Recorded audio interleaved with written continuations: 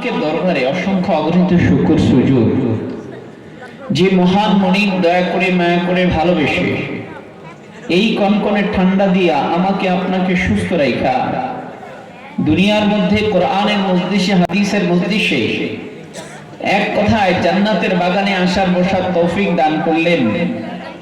এজন্য শুকরিয়া আদায় করব কার? জোরে বলেন আল্লাহ। আসুন সকলেই অন্তরের অন্তঃস্থল থেকে সবটুকু শক্তি উজাড় করে সে মহান রব্বি কারিমের দরবারে কালিমাতুশ শুকর আদায় করে নেই আলহামদুলিল্লাহ।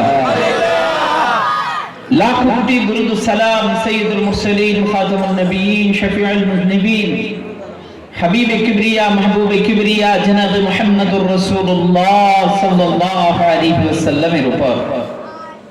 সম্মানিত সুধী, আজকের এই মজলিসে আসতে পেরে বসতে পেরে আপনারা খুশি না বেজার?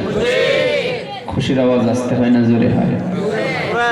তাহলে আবার বলেন খুশি না বেজার? বেজার কারা কারা হাত তোলেন? আলহামদুলিল্লাহ সবাই আপনারা খুশি আছেন। এই যে আমরা জান্নাতের বাগানে আসছি, আমাদেরকে নিয়ে আসছেন কে? আল্লাহ। আপনি আপনার শক্তিতে আসছেন? না। আমাদের চাইতে শক্তিশালী লোক এই গ্রামে আরো আছে না নাই? আছে। তারা এই মজলিসে নাই, হয়তো বা কোনো চায়ের স্টলে বসে বসে গরম চায়ের কাপের মধ্যে ঠোঁট লাগায়া নিজের শরীরটাকে গরম করতেছে, ঠিক কিনা বলেন?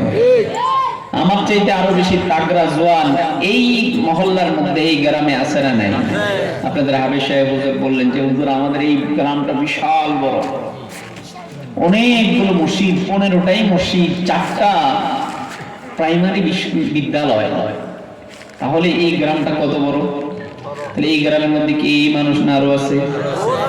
তারা আসতে পারে নাই কেন? ওই তিনি নিয়ে আসেন নাই। কে নিয়ে আসেন নাই?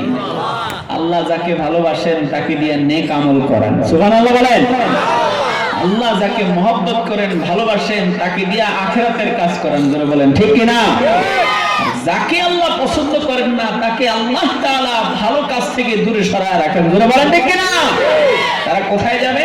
গানের আসরে যাবে, ঢোল বাজাবে আর গান গাবে, মস্তি মজা করবে, ভালো কাজ তাদের নসিব হবে না, জোরে বলেন ঠিক কি না?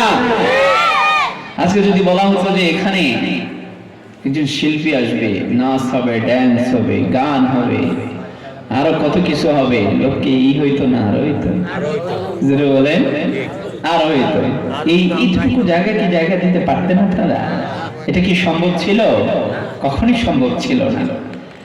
তো এই জন্য আমি যুবকদের পায়ে হাত রেখে বলবো, ও যুবক, আজকে মাহফিল এখানে চলছে, আগামী দিন হবে না? হবে? আগামী দিন হবে না। আবার যদি বাইচা থাকো, হাফেজ সাহেবরাও যদি আল্লাহ বাঁচায় রাখে, আপনাদের ইমাম ওলামায়ে কেরামদেরকে যদি বাঁচায় রাখে, এরা যদি অ্যারেঞ্জ করে, তাহলে হইতে পারে আগামী বছর আবার একটা মাহফিল হবে, জোরে বলেন ঠিক না? কিন্তু আপনি আমি যে থাকবো তার কোনো গ্যারান্টি আছে? আচ্ছা, গত বছর মাহফিলে অনেক লোক ছিল, এই বছর নাই, এমন এই গ্রামে লোক আছে না নাই? তাহলে আগামী বছর আসলে আপনি যে থাকবেন তার কোনো গ্যারান্টি আছে?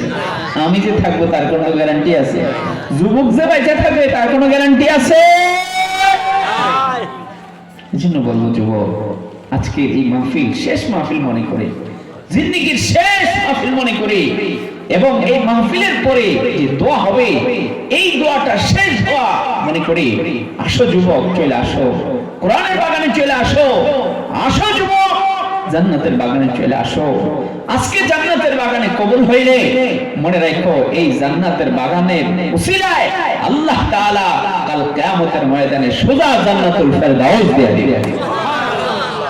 রাসূল করিম সাল্লাল্লাহু আলাইহি ওয়াসাল্লাম বলেছেন, কেউ যদি কোরআনের মজলিসে যাওয়ার জন্য নিজের ঘর থেকে মাত্র এক কদম ঘরের বাইরে রাখছে, অপর কদম উঠাইয়া জমিনে রাখার আগে আগে আসমানের মালিক আল্লাহ তার জীবনের সব গুনাহ মাফ করে দেন।